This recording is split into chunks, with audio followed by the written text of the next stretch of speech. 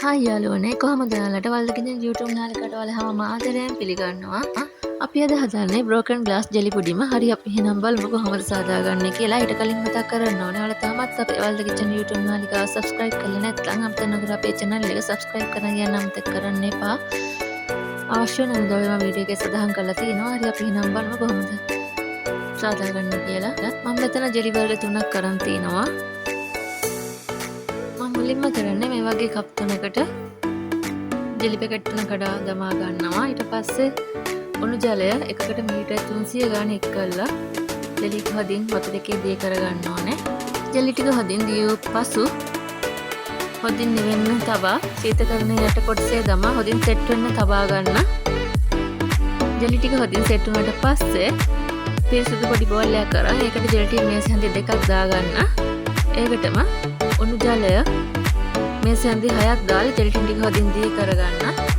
Jelly ටික හොදින් දිනුවාට පස්සේ ඒක නිවෙන්න පසකින් තබා ගන්න. ඊට පස්සේ ෆ්‍රෙෂ් මිල්ක් ලීටර් 500ක් අරගෙන ලොකු බෝල් එකකට දමා ගන්න. සීනි වලගේ රස අනුව එක් කරගන්න අමතක කරන්න එපා. ෆ්‍රෙෂ් මිල්ක් එකටම දී කරගත් ජෙලි ටිකක් දමා සියල්ල හොදින් මිශ්‍ර වෙනකම් හැන්දකින් මිශ්‍ර කරගන්න. ඊට පස්සේ ජෙලි ටික අරගෙන ඒවා කොටු හැඩයට කෑලි කපා ගන්න.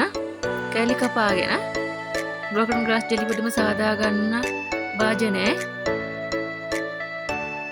ජෙලි ටික අතුරා ගන්න මාරුවෙන් මාරුවට. ඊට පස්සේ සාදාගත් කිරි එක ජෙලි කෑලි උඩින් දමා සීතකරණයේ යට කොටසේ හොදින් සෙට් වෙන්න දමා තබා ගන්න. broken glass jelly පුඩිම හොදින් සෙට් වුණාට පස්සේ කෑලි කපා ඔයාලා කැමති ආකාරයට පිළිගන්වන්න. ඉතින් ඔයාලත් අපි මේ හදපු රසම රස broken glass jelly පුඩිම හදලා රස බලලා හොඳ නරක කියන්න අමතක කරන්න එපා. මේ වගේ අලුත් වීඩියෝ එකකින් නැවත මුණ ගැහෙන්න බලාපොරොත්තු වෙන. අද අපි මේ වීඩියෝ එක අවසන් කරනවා. ඔයාලා හැමෝටම සුබ දවසක්. ජය වේවා.